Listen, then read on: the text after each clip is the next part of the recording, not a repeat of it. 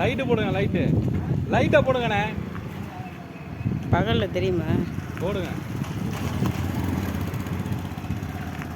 தெரியும். அந்த பக்கம் போடுங்கண்ணே. இந்த லெஃப்ட் லைட் சுஜே எதுக்குள்ள உட்காந்துருக்க லைட்டை போடுறான் அங்கிட்ட சைடு. அந்த லைட்டில் இருக்கலாம் இண்டிகேட்டர் போடுறோம். இந்த பக்கம் பிள்ளைகளுக்கு பதஷ்டத்தில் ஒரு மாதிரி ஆகுது. Okay, reverse எடுங்கண்ணே.